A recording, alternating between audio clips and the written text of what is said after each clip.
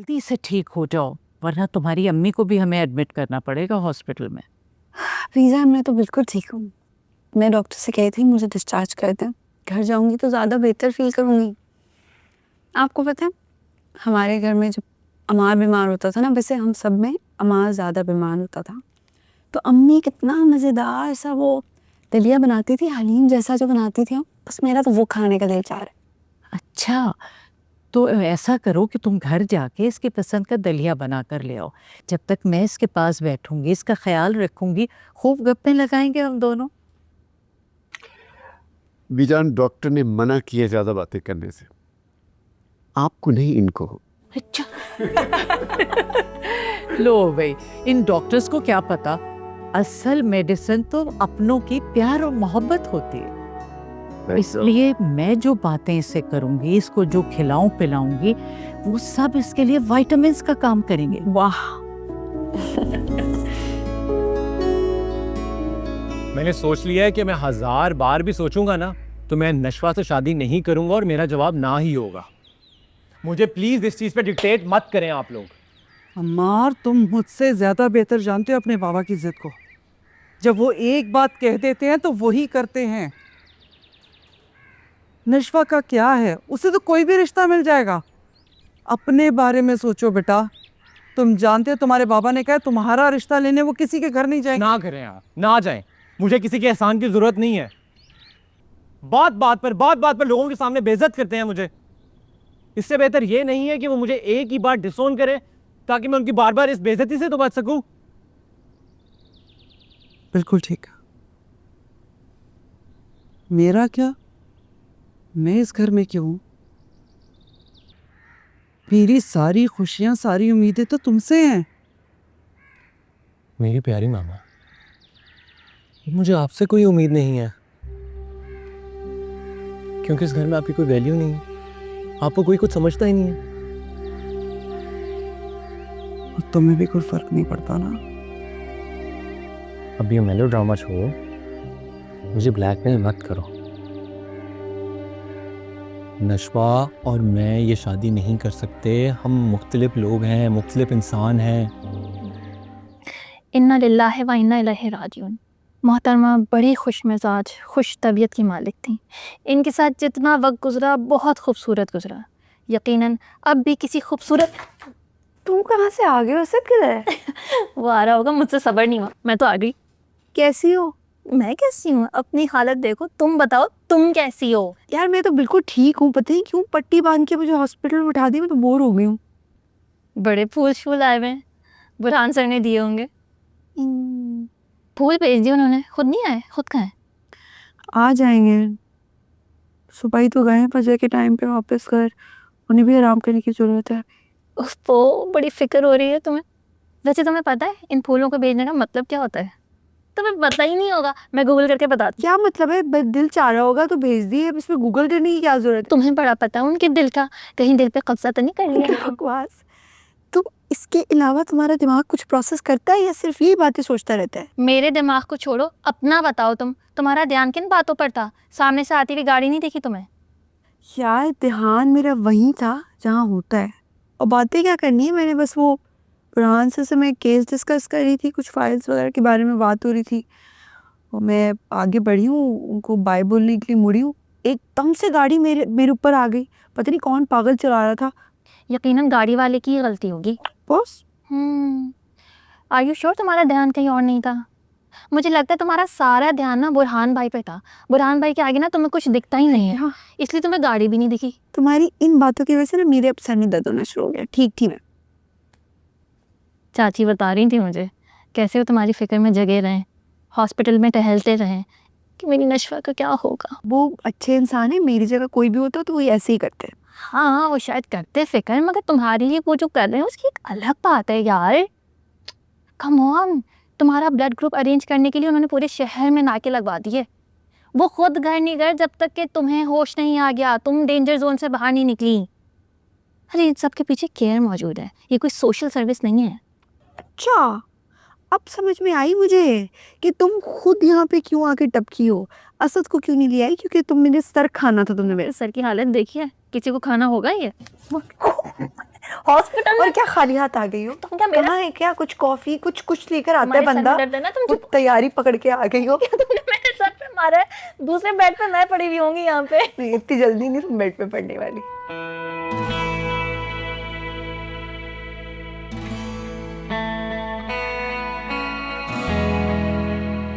शुआ लगी तो नहीं आपको? सर अब तो लग गई, आपको क्या जरूरत थी? मैं पहन रही थी ना जूता सर। हेल्प कर रहा हूँ मैं आपकी।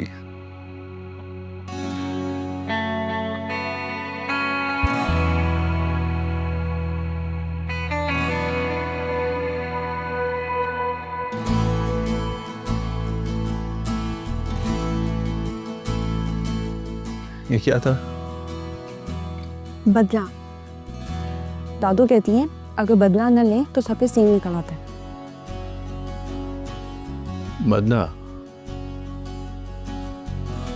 सींग निकल आते हैं।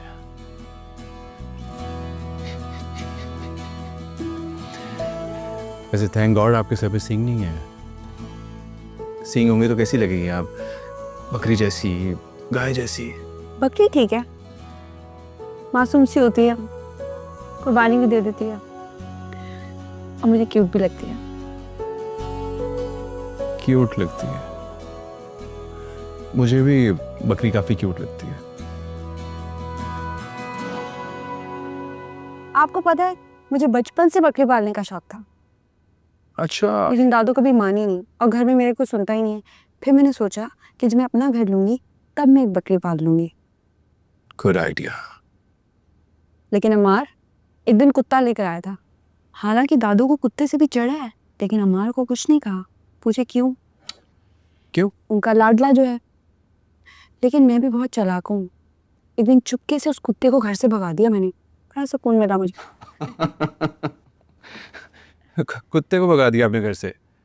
कुत्ते बेचारे क्या कसूर? अरे घर पे बोर होता रहता था, बाहर जाके खुश हो गया। हाँ, आपको बदला लेके सुकून मिलता है। मिलता तो सबको है, मैंने मान लिया। अब आपकी तबीयत बिल्कुल ठीक लग रही है मुझे। स्माइल भी कर रही हैं, शरारत मोड भी ऑन है आपका। आपको डिस्चार्ज करने की बात की जा सकती है अब। तो हॉस्पिटल से छुट्टी भी आपकी मर्जी से मिलेगी मुझे? ऑब्वियसली मेरी मर्जी से मिलेगी। आप जैसे बेचैन लोगों को कंट्रोल करने के लिए कोई ना कोई स्कीमिंग तो करनी पड़ती है ना।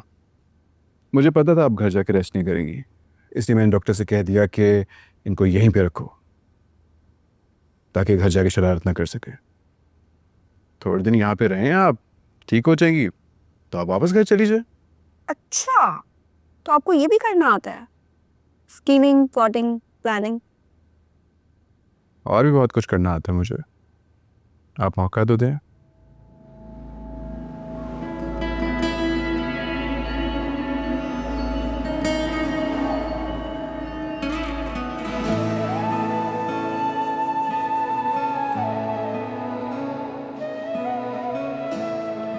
एक लॉयर को अपने केस के हर एंगल पे नजर रखनी पड़ती है।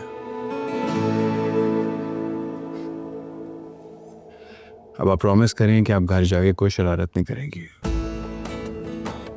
अपना ख्याल रखेंगी। मैं नहीं चाहता कि आपके सर की चोट का असर आपके दिमाग तक पहुंच जाए। सुनती तो आप वैसे भी किसी की नहीं है। इस बात का क्या मतलब है? कुछ नहीं।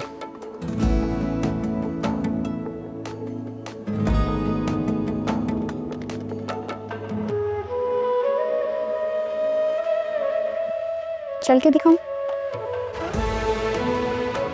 चलें। अब आप देखें।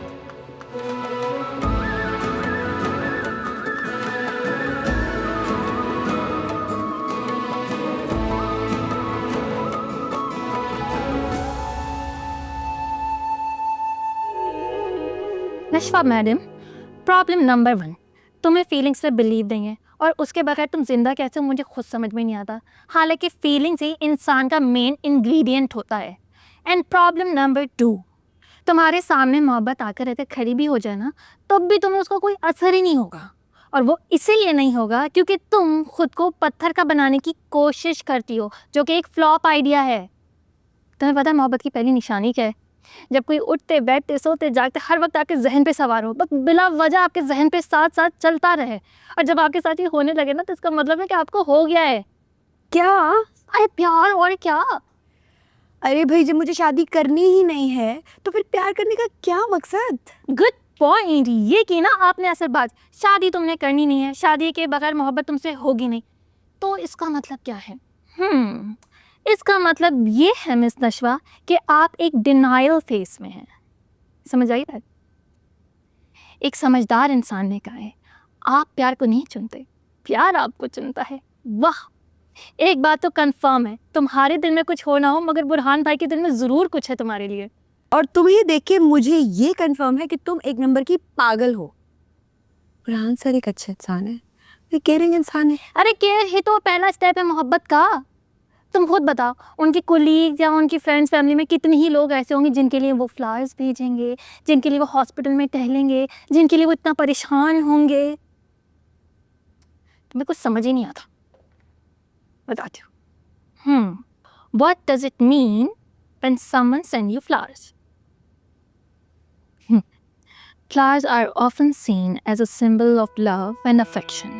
And when someone is given a bouquet, it's a sign that they are loved and appreciated. Flowers can make anyone feel warm and fuzzy inside. And they are the perfect way to show someone that you care about them.